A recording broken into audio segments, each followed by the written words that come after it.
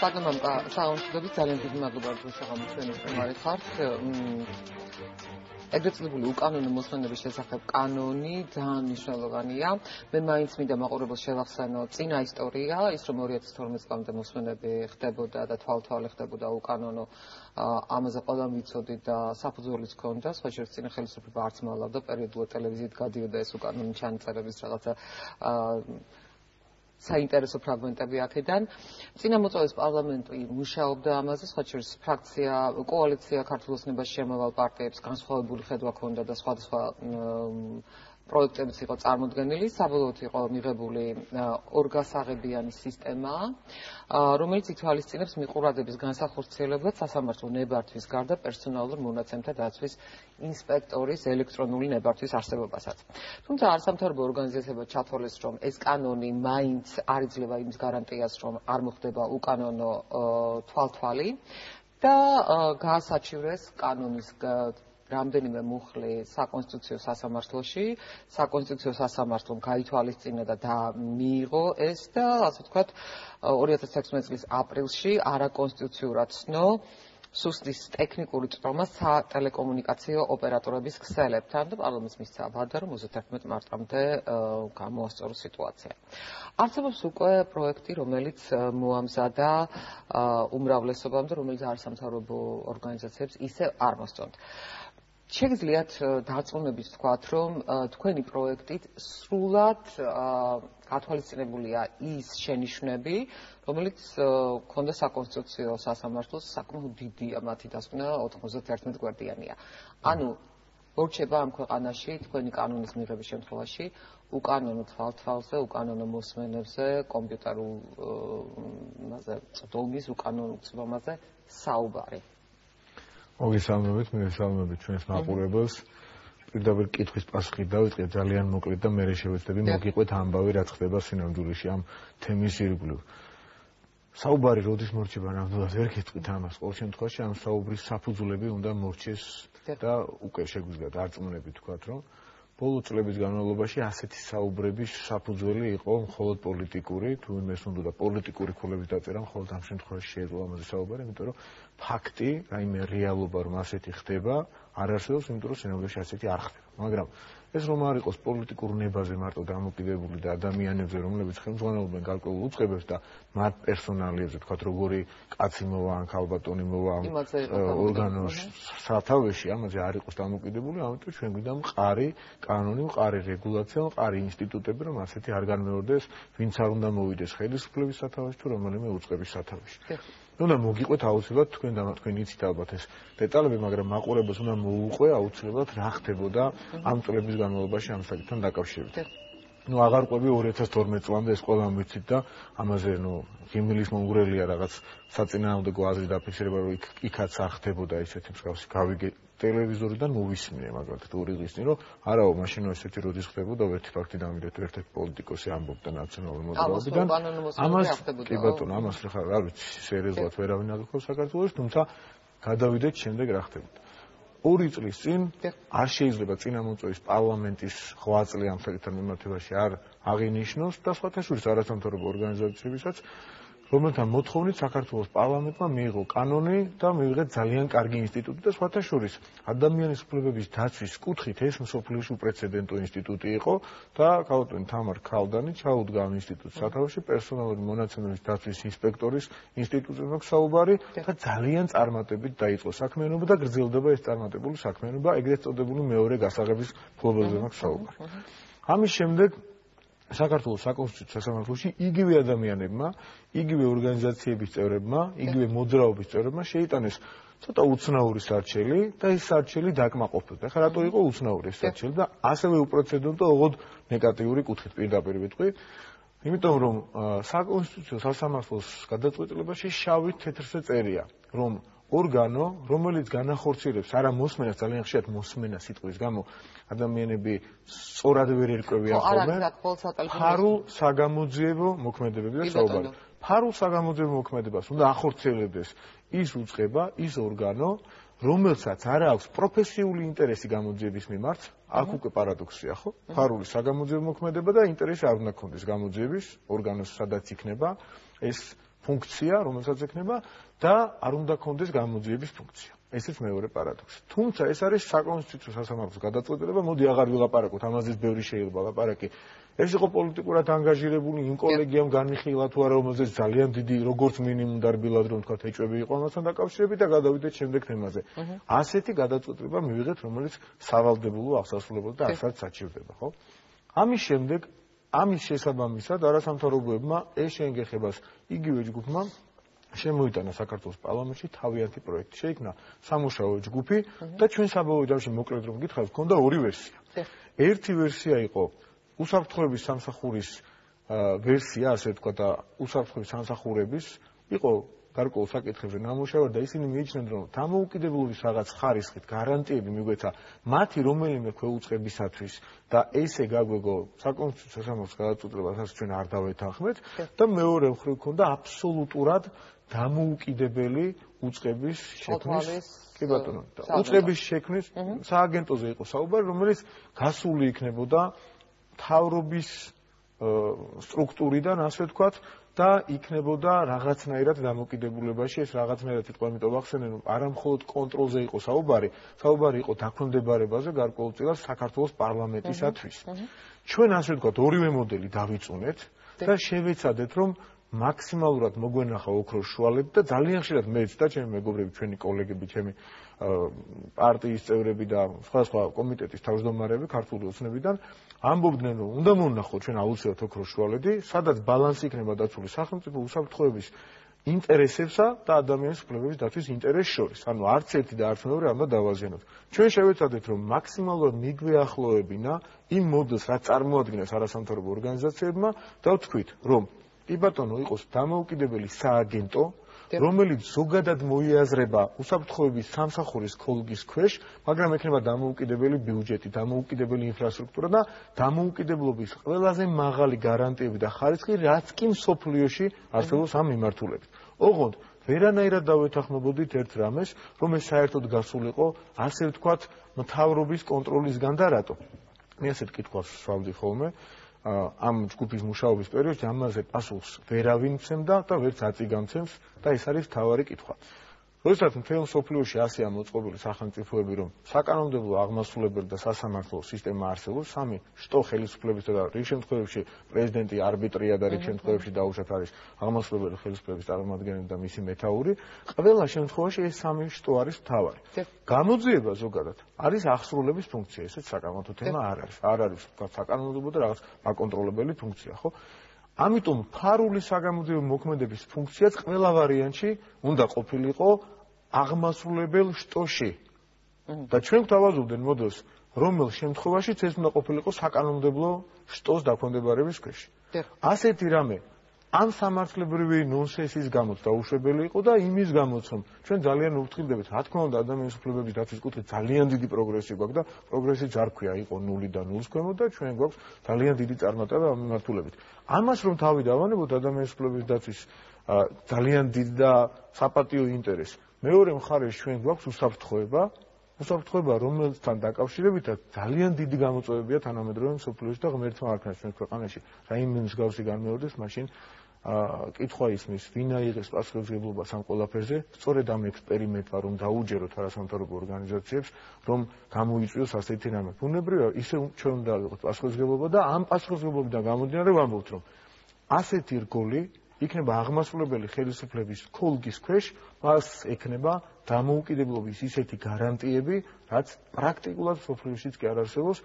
უპრეცედენტო ამ მიმართულებით, მაგრამ უპრეცედენტო ისეთი არა, რომ საერთოდ გავიტანო და გადავწეთ, რა ვიცი, სხვა უტრირებას ვაკეთებ, ნახევრადმცემლობის. შეიძლება აქვე ორ კითხვას თქვენც ახსენეთ, რომ უშიშროების და უსაფრთხოების საკითხები, რომელიც დგას მსოფლიოს წინაშე და ჩვენთანაც.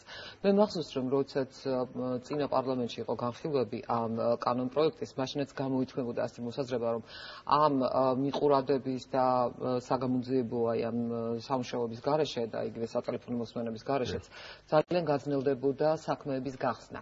ეხლა დგას ეს არგუმენტი, ანუ საქმეების გახსნაზე იმოქმედებდა ცუდად, რომ ეს დამოუკიდებელი, ასე ვთქვათ, რაღაცა სტრუქტურა ყოფილიყო, იმიტომ რომ მე მაშინ მიშლებოდა კითხვა, რომ იქნებ რაღაც დრო მიეცათ, სანამ მოიმზადებიან სუსის თანამშრომლებიან ან შენაგან ვინც გამოძიებას ატარებს, რომ მხოლოდ მიყურადებით არ ხდებოდა საქმე. ამ არგუმენტში, კი ბატონო, ბევრი ასპექტი შეიძლება დავინახოთ, როდესაც ვაპარაკობთ სისხლის სამართლის საქმეებზე, აქ შეიძლება გარდამავალ პერიოდში პრობლემა ყოფილიყო და ახლაც იყოს ეს პრობლემა, მაგრამ ადამიანის უფლებების დაცვის კუთხით, რადგან ძალიან კარგი მოდელი ამას უნდა გაუძლოთ, ეს გარდამავალი პერიოდი გადავიტანოთ პრაქტიკულად კარგ ვითარებაში, ასე ვთქვათ და ამას ეს გამოწვევები არის, მაგრამ ჩვენ ამისათვის ვემზადებით, მზად ვართ და რაღაცნაირად პრაქტიკაში ამას დაალაგებენ. ასევე არის ის მომენტი, როდესაც ვთქვათ ფიქრობენ, რომ საერთოდ გატანა არგუმენტი ესეც არის, ეს მხოლოდ ჩემი არგუმენტი არ არის.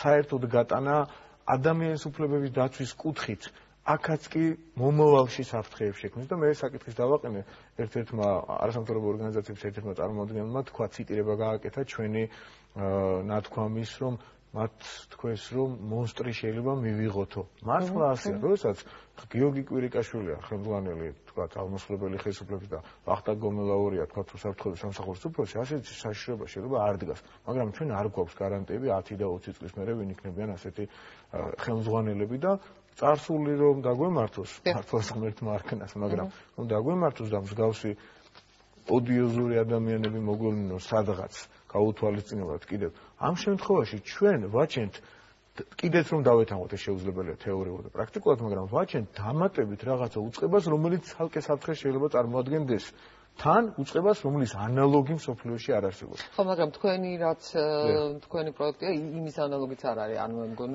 იმის ანალოგი არ არის უფლებების დაცვის კუთხით. თორემ ანალოგი ზოგადად ასეთი, როდესაც ხელისუფლების ამ შტოს ქვეშ არის, ამ ქოლგის ქვეშ არის, ანალოგი კი არა, ყველგან ასეა პრაქტიკულად. ვერ მისახელებენ ქვეყანას, სადაც არსებობდა საკმარისი, ასე ვთქვათ, იგივე არ არის პარლამენტი, საპარლამენტო ზედამხედველობა, ხო, თითქოს უფრო ზედამხედველობის ფუნქცია აბსოლუტურად სხვა არის, ბატონო, და აბსოლუტურად სხვა არის ფუნქცია, რომელიც არის შტოში ანუ პარლამენტს აქვს საკანონმდებლო ფუნქცია და მაკონტროლებელი, აღმასრულებელი ხელისუფლებას აღმასრულებელი ფუნქცია. და ისინი გვთავაზობდნენ რომ გარდა იმ უპრეცედენტობისა და ასე შემდეგ ისინი გვთავაზობდნენ რომ საკანონმდებლო ორგანოს ქოლგის ქვეშ აღმასრულებელი ფუნქციის მატარებელი რგოლი შეგვექმნა. პარადოქსია ნამდვილად, მაგრამ გარდა ამისა კიდევ ერთხელ ხაზს უსვამ და ძალიან ვთქვი ყველას დააკვირდეს ამ სიტყვას. ფარული საგამოძიებო მოქმედებები. საგამოძიებო ფუნქციის ერთ-ერთი ნაირსახეობაა. უნდა გაგვეტანა საერთოდ სადღაც სახელმწიფო კონტროლის გარეთ და ამ მოქმედებების, ამ საგამოძიებო ამგვარი, ანუ ფარული საგამოძიებო მოქმედებების ეს ნაირსახეობა ეწარმოებინა რაღაც დამოუკიდებელ რაღაცა უწყებას, სხვა საგამოძიებო მოქმედებების ფუნქცია ეწარმოებინა, განეხორციელებინა აღმასრულებელი ხელისუფლების რაღაც შტოს. ეს ასე არ არის და ეს ასე ვერ დავაგდებ. გარდა ამისა, როდესაც თქვენ ძალიან საინტერესო კითხვა დამის სხვათა შორის და შეიძლება ამით არ სარგებლობა. როდესაც უპრეცედენტობაზეა ლაპარაკი უფლებების დაცვასთან მიმართებით არის ეს ყველაფერი და რატომ? ესე ძალიან საინტერესო მომენტია. ჩვენ მივიღეთ სისტემა, სადაც არ გქონდა არაფერი, ვიცით 2012-მდე, რომ სასამართლო კონტროლზე იყო ხა, ამაზეც გულწრფელად ლაპარაკობ, სასამართლო კონტროლი იყო წამქეზებლის ფუნქციაში პრაქტიკულად არ არსებობდა. ჩვენ მივიღეთ ძალიან ეფექტური სასამართლო კონტროლი, ძალიან მალე, როგორც კი ქართული ოცნების ხელისუფლება მოვიდა სათავეში, ხო? სასამართლო კონტროლს 2 წლის წინ დაემატა პერსონალურ მონაცემთა ინსპექტორის ძალიან ქმედითი კონტროლი და ეს განაპირობა კანონმაც, ეს განაპირობა ხალხის პიროვნებამაც და ასე შემდეგ. და ამას ემატება დამოუკიდებელი აი ამ უწყების საჯარო სამართლის იურიდიული პირის დამატებითი ფაქტორები, სადაც ძალიან მნიშვნელოვანია როგორ ირჩევს მის ხელმძღვანელს, როგორ ირჩევენ, ხო ასე? არჩევის მექანიზმი არის ძალიან რთული და ლეგიტიმაცია ამ ორგანოს ხელმძღვანელს ექნება იმდენად მაღალი, რომ ეს არის კიდევ დამატებითი რგოლი ადამიანის უფლებების დაცვის კუთხით და ამ მიმართებით და რატო? იქნება სახალხო დამცველის წარმომადგენელი კომისიაში. იქნება უზენაეს სასამართლო თავმჯდომარის მოადგილე. პარლამენტის 3 წევრი, საუბარია იურიდიული კომიტეტის, საუბარია ადამიანის უფლებების დაცვის კომიტეტის და თავდაცვისა და უშიშროების კომიტეტის თავმჯდომარეებზე. იმ კომისიის წევრი, რომელიც კომისიაც წარუდგენს თავისი შეფასებები და დასკვნით საქართველოს პრემიერ-მინისტრს დასანიშნად ამ გოლის ხელმძღვანელს. ესეც არის დამატებითი დაზღვევა ადამიანის უფლებების დაცვის კუთხით. და ყველაფერი ეს სინთეზში სასამართლო კონტროლი, პერსონალურ მონაცემთა დაცვის ინსპექტორის კონტროლი, დანიშვნის ასეთი მექანიზმი და მაღალი ლეგიტიმაცია, დამოუკიდებლობის ხარისხი საჯარო სამართლის იურიდიული პირის ამ შემთხვევაში, რაც კანონში კიდე ჩაშლილ და დაწვრილებით უკაცრავად არის ასახული, ეს ყველაფერი იძლევა უპრეცედენტო დაცვის საშუალებებს ადამიანის უფლებებისა. თქვენ ახსენეთ ხალხს წინა ხელისუფლება მაშინაც კი სასამართლოს მიმართავდნენ, იმიტომ რომ არის ასეთი სტატისტიკა, მაგალითად 2011 წელს ოფიციალურად იყო 7000-ზე მეტი შუამდგომლობა ამ ფარულ საგამოძიებო გაცილებით მეტი იყო, მაგრამ ოფიციალურად რაც გაატარეს და ძალიან შემცირებული 2016 წლის 1 თვის მონაცემით იყო 296 მიმართვა და მხოლოდ 25 შუამდგომლობა არ დაკმაყოფილდა მათგან. მე მაინტერესებს ის საფრთხე, კიდევ ერთხელ მოდით ოპონირება რო გაგიწიოთ. აქ არ არის მხოლოდ პოლიტიკურ მოწინააღმდეგეების მოსმენა, ხო? იმიტომ რომ ცხოვრება წინ მიდის და ხა მხოლოდ პოლიტიკოსების მოსმენა არ არის საინტერესო. აქ შეიძლება იყოს სამრწოლო შპიონაჟი, აქ შეიძლება იყოს რაღაც ბიზნეს დაინტერესებები. ანუ რამდენად გარანტიას ქმნის ის სიპი, რომელიც შეიქმნება, რომ განაის რომ მე მინდა მამუკა მდინარაძეს მოусმინო ექიმი რა დანიშნულებას აძლევს. არამედ ძალიან სერიოზულ ძალიან სერიოზულ ბიზნეს გარიგებებზე ან რაღაცა ინსაიდერულ ინფორმაციის მიღების შესაძლებლობაზე. რამდენად გარანტირებული იქნება, რომ არავის ხელი არ წაუწდება. კიდევ ერთხელ ვამბობ, ეს ფარული მოსმენები და თვალთვალი არ არის მხოლოდ პოლიტიკასთან დაკავშირებული. რომ ეს არ მოხდება, რომ არ გატყდება ვიღაცის კომპიუტერში არ შეაღწევენ და იქიდან დოკუმენტები. აი ეს რამდენად ხელისუფლება არ იქნება, ანუ სახელისუფლებო შტოები არ იქნებიან, ის ვინც უნდა ამას იცავდეს. ისინი ხომ იმათ არ წაუწდებათ ხელი და მათ არ გაუჩნდებათ ამის რაღაცა ფულად გაინტერესება რაღაცა კიდე, რომ რაღაცა ინფორმაცია ვიღაცას მიაწოდონ, ვისაც არ უნდა ქონდეს ეს ინფორმაცია. ასეთ გარანტიებს გაუტონოთ თამარ დამეთანხმებით სოფლიოში ხდებენ ინსტიტუტები, რომლებიც არ ითვლიან 10 და 20 წელს. ინსტიტუტები, რომელიც ასეთი დუღილი შედეგად დააღვიდნენ, ასე თქვა და მიაღწიეს შედეგს სხვა ევროპის განვითარებულ ქვეყნებზე შეგვიძლია ვილაპარაკოთ, შტატებზე შეგვიძლია ვილაპარაკოთ, რომ ისტორიამ ასეთი ინსტიტუტები შექმნა და ასეთი გარანტიები შექმნა.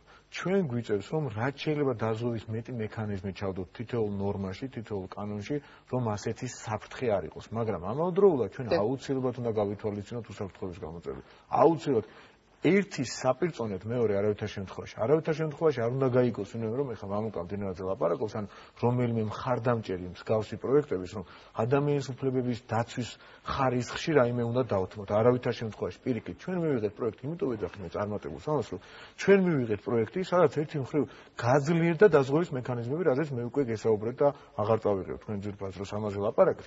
დაზღვევის მექანიზმები ადამიანის უფლებების დაცვის კუთხით გაძლიერდა და ამავდროულად ჩვენ არ შევუქმენით პასუხისმგებლიანად მივდექით ამ საკითხს და არ შევუქმენით უსაფრთხოების გამოწვევებს, უსაფრთხოების საკითხებთან დამატებით ხრევები არ გავაჩინეთ რაიმე შესაძლებლობა, სადაც ვიღაც არ ვიცი, არ მინდა ვთქვა, მაგრამ ეს ბუნებრივი საუბარია, ტერორიზმს თუ თქვა სხვა დამნაშავის გარკვეული შანსი მიეცემოდა და აქედან გამომდინარე ორივე საკითხს მიუდექით პასუხისმგებლობით. ამ ორი ინტერესის გარდა, რასაც ჩვენ გვსაყვედურობენ და არ მინდა ეს გამოვრჩეს და ისე გავიარეთ ეს გადაცემა, ამაზე არ ვილაპარაკოთ.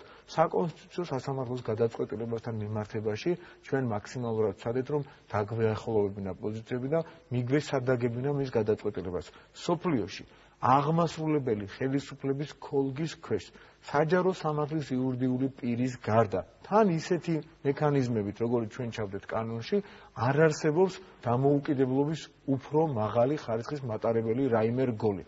ანუ ჩვენ ვცადეთ მაქსიმალურად გაგვეთვალისწინებინა სასამართლოს გადაწყვეტილება და ასეც მოხდა. ეს არის ყველაზე ოპტიმალური უსაფრთხოების და ადამიანის უფლებების დაცვის კუთხით მიღებული სწორი გადაწყვეტილება. მე მაინც მინდა გითხოთ, ეს შუამდგომლობები, რომლებიც არის დაკმაყოფილებული. მე რამე სტატისტიკა თუ კეთდება, ანუ ის ფარული მიყურადება, ან ფარული თვალთვალი, ან რაღაცა ეს რამდენად გამართლებული იყო, ანუ ტყუილად ხომ არ იხარჯებოდა ბიუჯეტიდან საკმაოდ ბევრი ვიღაცა საგამოძიებო მოქმედებების საგამოძიებო ხო, ანუ რამდენად მართლაც უნდა ეთვალთვალოთ ვიღაცისთვის ან რაღაცა არ ვიცი საუბრები მოისმინათ. რამე სტატისტიკა თუ არსებობს, რომ ეს იყო გამართლებული და ეს იყო აუცილებელი. საგამოძიებო აქ არის ასევე ორი მხარე აქვს ამას. ორი სხვადასხვა პრაქტიკული მიზანი.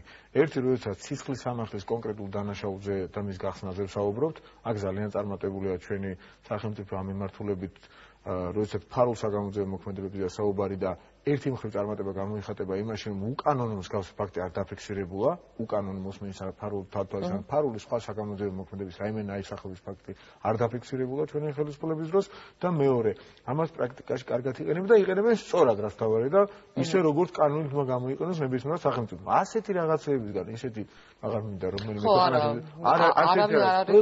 ყველა ეხება რაღაც გარკვეულ სკანდალში, თუმცა ჩვენი ქვეყანა მსგავს სკანდალში არ გახვეულა. იმიტომ რომ ადამიანები, პერსონები მათ შორის და კანონის მიმართ დამოკიდებულება და კანონის შექმნის პროცედურა არის მაღალი პასუხისმგებლობით ყველაფერი ეს გაკეთებული. მეორე მხარე აქვს, მეორე მხარე არის საერთაშორისო საფრთხეები, უბრალოდ საფრთხეები, რომელიც საერთაშორისო საზოგადოებას აწუხებს. ამ მიმართულებითაც ახლა არ მინდა წარმატებაზე ვისაუბრო, ამ მიმართულებით არის ძალიან ბევრი საკითხი, რომელიც მე თვითონაც შეიძლება ბევრი დეტალი არ ვიცი, თუმცა მეტი ვიცი ვიდრე მაგალითად დაუშვათ ბევრმა მოქალაქემ, მაგრამ გაცილებით მეტი ვიციან უსაფრთხოების სამსახურების კონკრეტულმა თანამშრომლებმა, რომელიც ხშირად ხუმრობით ამბობენ კიდევაც ჩვენთან საუბარში, რომ რაღაცები ლაპარაკი არ შეგვიძლია, თორემ ამაზეც კი რაღაც ისეთი არგუმენტი, რომელიც 1%-იანი შეიძლება იყოს სადღაც მართლაც მოიჩვენოს, რომ ამაზეც კი ვერ ელაპარაკებენ. არის საკითხები, რაზეც საუბარი არ შეიძლება და უსაფრთხოების გამოწვევებს ჩვენი ქვეყანა მოკლედ ვიტყვით, რისი თქმაც შეგვიძლია, კარგად უმკლავდება. მეორე საკითხია გამოძიებაში არ დაფიქსირებულა ნეგატიური ფაქტორი ამ მიმართულებით.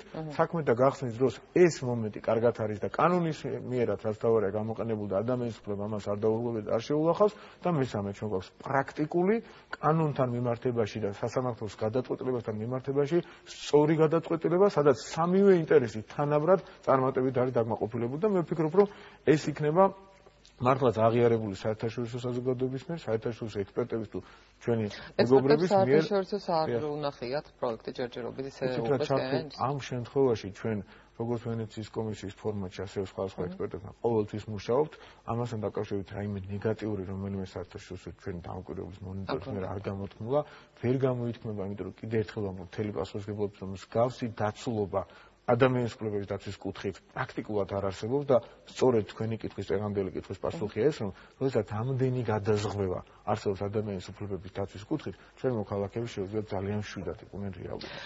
მე ბოლოს მაინც მინდა კითხოთ, ხო არინდელი მოლოდინი როგორ გაქვთ ვიზა ლიბერალიზაციასთან დაკავშირებით რა გადაწყვეტილება იქნება, ანუ დადგება ის დღე, როდესაც ევროპარლამენტი იტყვის, რომ კი საქართველოს დაიმსახურა და ემხარს უჭერს. მე შემიძლია გითხრათ, რომ სიამაყით შემიძლია გითხრათ, რომ საქართველოს ასე ახლოს ევროპასთან არასდროს ყოფილა, იმიტომ რომ ჩვენ გვაქვს მესიჯები ევროპიდან ხარდაჭერის შესახებ, ჩვენ ხვალ ძალიან იმედიანად ველოდებით ამ პროცესს, შემდეგ საბოლოო ასე ვთქვათ ბეჭდის დარტყმა გაიქნება დარჩენილი და საქართველოს მოქალაქეები ევროპაში უვიზოდივლიან. ეს არის ერთ-ერთი ძალიან წარმატებული თარიღი ხვალინდელზე ვსაუბრობ ჩვენი ქვეყნის ისტორიაში და მე დარწმუნებული ვარ, ბევრი ასეთი თარიღი გვექნება წინ, იმიტომ რომ ეს გადაწყვეტილება, ეს პროცესი არის ბევრი რამის საწინდარი და ეს უბრალოდ არ ჩაივლის ნამდვილად. სწორედ წეგანაზე ვსაუბრობთ, რეალობაში რაც გვაქვს ახლა. გასაგებია ოპონირება დღეს დემოკრატიაა და ყველა შეუძლია რაც უნდა ის თქვას, მაგრამ რეალობა არის ერთი, საქმე არის ერთი, საქართველოს აკმაყოფილებს ყველა იმ პირობას, რაც ამ შემთხვევაში რას ვერ ვარ ყოფილიყო, ვერ მივიღებდით ჩვენ მაგალითად ხალხურ დღეს, ვერ მივიღებდით იმ პროგრესს, რაც აღიარებულია ჩვენი ევროპელი მეგობრების მიერ, ამიტომ შეგვიძლია ვიყოთ იმედიანად ამ მოვლენასთან მიმართებაში და ჩვენ ასეთი წარმატებული თარიღები გველოდება ძალიან ბევრი. მე ვფიქრობ, რომ ხვალ მივიღებთ ჩვენ ხარდაჭერას სრულს ევროპარლამენტარების მხრიდან. ძალიან დიდი მადლობა მამუკა მდინარეზე, ფრაქცია ქართული ოცნების თავმჯდომარე იყო ჩვენი სტუმარი. მცირე რეკლამის შემდეგ დაბრუნდებით ეთერში და თბილისის მერის მოადგილესთან ირაკლი ლექვინაძესთან გავარკვევთ რა ბედიელის დამწვარ ბავშვთა ოცნებას.